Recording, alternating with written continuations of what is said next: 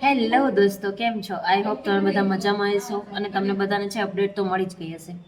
આજના વિડીયોમાં છે આપણે એ અપડેટને લઈને થોડી ઘણી વાતો કરશું કે જે કોન્સ્ટેબલનું પ્રોવિઝનલ આન્સર કી આવેલી હતી અને એમાં જે પણ લોકોએ વાંધા અરજીઓ કરી હતી એનું છે એ લોકોએ ફાઇનલ સોલ્યુશન આપી દીધું છે. એમાં અમુક વાંધા અરજીઓ જે કરેલી હતી એમાં થોડો ઘણો ચેન્જીસ કરવામાં આવ્યો છે. એમાં પહેલું એ છે તમને બધાને ખબર છે પાર્ટ એમાં જે મેથ્સનો પોર્શન હતો એમાં આઈ થિંક 3 ક્વેશ્ચનમાં બધાને કોઈ ગણતરીમાં છે એ અલગ અલગ રીતે આવતું હતું. અમુક લોકોને સાચા પડતા હતા, અમુક લોકોને ખોટા પડતા હતા. પણ એ જે ગણતરી કરીને જે પણ આવતું હતું એ 3 ક્વેશ્ચન રદ કરવામાં આવ્યા છે. એટલે એ 3 ક્વેશ્ચનના છે માર્ક્સ જેટલા પણ લોકો એક્ઝામ દેવા ગયેલા હતા એ બધાને મળી જશે એવી છે એ વેબસાઇટ પર જાહેરાત કરી દેવામાં આવી છે કે તમે લોકો જેટલા પણ એક્ઝામ આપવા ગયેલા છો એટલા બધા લોકોને એ પ્રશ્ન છે એનો બધાનો એક માર્ક્સ મળી જશે એટલે 3 માર્ક્સ તો તમને એમને મળી જ જવાના છે. બીજું એ કે પાર્ટ બીમાં ઘણા લોકોને એવું હતું, ઘણી કોમેન્ટ આવી હતી કે બેન અમારે છે એટલે 39.75 દેવા થાય છે, એકાદો જો ક્વેશ્ચન છે એ આડાવડો થાય ને તો અમારે છે એ 40% ક્રાઇટેરિયા પૂરો થઈ જાય, કારણ કે ઘણા બધા લોકોને પ્રોબ્લેમ હતી.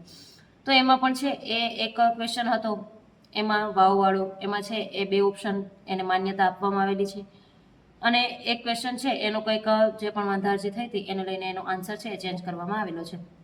તો આ અપડેટ તો છે તમને બધાને મળી જ ગઈ હશે અને આના ઉપરથી તમે હવે બધાએ છે એ તમારા ફાઇનલ કેટલા માર્ક્સ થાય છે એ પણ તમે કેલ્ક્યુલેટ કરી જ લીધા હશે, કારણ કે એ આપણે એ જ વાટ જોતા હોઈએ કે કેટલા માર્ક્સ મને છે મારે પ્લસ થવાના છે કે પછી માઇનસ થવાના છે, બરાબર?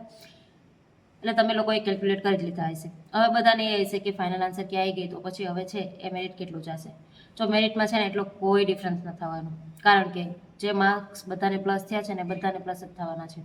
મેરિટ જાય ને તો 1-2 માર્ક્સ ઉપર નીચે રહે, તમે જેટલું પણ જેનું પણ તમે પ્રેડિક્શન માન્યું હોય, બરાબર, એને જે પણ કીધું હોય એનાથી 2-3 માર્ક્સ બધાને પ્લસ થવાના છે, બરાબર? તો એ 3 માર્ક્સ તમે પ્લસ ગણી લો અને કદાચ જે પણ કોઈને છે એ પહેલા ક્વેશ્ચન હતા એ સાચા પડી જાય કે પછી ખોટા પડી જાય તો એ છે ને 1-2 માર્ક્સ ઉપર નીચે થઈ શકે, બાકી છે એ બહુ ચેન્જીસ ના આવે. આના લીધે કોઈ એટલો મોટો છે એ ઇફેક્ટ નહીં થાય. જો વધારે ક્વેશ્ચન કેન્સલ થયા હોય કે પછી વધારે છે એ ક્વેશ્ચનમાં ભૂલો નીકળી હોય તો પછી વાત અલગ છે. બાકી જ્યારે આવી 2-4 ક્વેશ્ચનમાં ભૂલો હોય ને ત્યારે એટલી છે એ પ્રોબ્લેમ ન આવે. એટલે મેરિટ છે એ ઊંચું જ જશે, સાવ નીચું નહીં જાય. અને જેટલા પણ લોકો છે એ મેરિટની રાહ જોઈને બેઠા છે. હવે ફાઇનલ આન્સર કે આવી એટલે થોડાક દિવસોમાં છે તમારા જે માર્ક્સ હશે એ ડિક્લેર થઈ જશે અને પછી ટૂંક સમયમાં જ એ લોકો છે એ ડીવીનું કટ ઓફ પણ આપી દેશે. એટલે હવે પ્રોસેસ છે એ ફટાફટ ચાલશે, કારણ કે જેવી રીતે છે એ સંઘવી સાહેબે જાહેરાત કરી છે એવી રીતે બીજી ભરતી આવવાની પૂરેપૂરી શક્યતા છે અને એ લોકોને છે ભરતી કરવાની છે, કારણ કે ઓલિમ્પિક આપણે થવાનું છે. એટલા માટે એ લોકો પોલીસની બીજી ભરતી લાવવાના છે. હવે એ ભરતી લાવવા માટે આ ભરતી વહેલી પૂરી કરવી પડે અને આ લોકોને છે ટ્રેનિંગમાં મોકલવા પડે. ટ્રેનિંગ કમ્પ્લીટ થાય પછી તમે છે તમારું પોસ્ટિંગ થાય.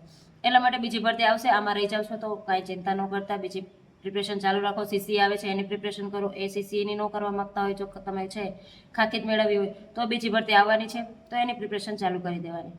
અને બાકી છે એ તમને આના સિવાય કોઈ બી ક્વેશ્ચન હોય તો કોમેન્ટમાં જરૂરથી પૂછજો. બાકી આપણે પછી મળશું નવા વિડીયોમાં નવી માહિતી સાથે.